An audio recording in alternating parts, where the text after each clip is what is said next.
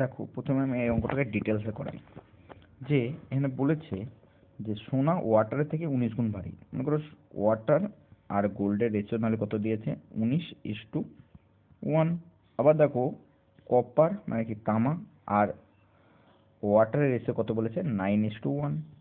এবার আমি এটাকে এক্স যদি ধরে নিই, 19x ইন্টু এক্স ধরলাম, যে ওয়াটার এক্স পরিমাণ ছিল, নাহলে গোল্ড কত হবে, 19x প্লাস ওয়াই। আর এটাকে ওয়াই ধরে নিলাম, কপার 9y হয়ে যাবে, আর এটা কত হয়ে যাবে, শুধু ওয়াই হয়ে যাবে। এবার হচ্ছে যখন তামা আর এই যে গোল্ড আর ওয়াটারকে মেশানো হলো, এইগুলোকে মেশানো হলো, তখন মেশানোর পরে গোল্ড আর কপারের অনুপাত, গোল্ড আর কপার কত হয়ে যাবে, 19x+8 হয়ে যাবে টোটাল মিশ্রণে গোল্ড আর কপার কত হয়ে যাবে, 19x+9y। আর ওয়াটার কত হয়ে যাবে, ওয়াটার হয়ে যাবে x+y, ওয়াটার হয়ে যাবে x+ওয়াটার। এটাই বলেছে যে 15 গুণ ভারী হয়ে গেছে ওয়াটার থেকে এই মিশ্রণটি 15 গুণ ভারী হয়ে গেছে। নাহলে আগে যদি ওয়াটার 1 হয়ে থাকে, নাহলে এটা হয়ে যাবে 15 গুণ ভারী।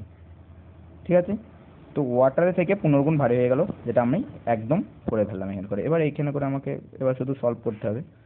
19x প্লাস 9y সমান হচ্ছে 15x প্লাস 15y। তাহলে এখান থেকে দেখো বিয়োগ করলে হচ্ছে 4x, আর এখান থেকে হচ্ছে 6y।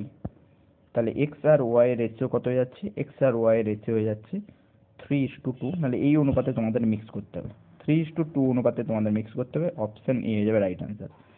এবার এটা তো এক্স বের করলাম, যদি এটাকে সহজ রূপে করতে হতো তাহলে আমাদের অ্যালিগেশন করতে হতো। অ্যালিগেশনটা কী করে করতাম, দেখো এখানে বলে দিয়েছে যে গোল্ড যেটা রয়েছে, গোল্ড ওয়াটারের থেকে 19 গুণ ভারী, এবং কপার রয়েছে ওয়াটারের থেকে 9 গুণ ভারী। এবার যখন দুটোকে মিক্স করা হচ্ছে, তখন ওয়াটার থেকে 15 গুণ ভারী হচ্ছে। যখন মিক্স করা হচ্ছে তখন ওয়াটার থেকে 15 গুণ ভারী হয়ে যাচ্ছে। অ্যালিগেশন করলে কত হয়ে যাবে, এটা 6:4, কাটাকুটি করলে 3:2। তো অপশান এ হয়ে যাবে রাইট অ্যান্সার।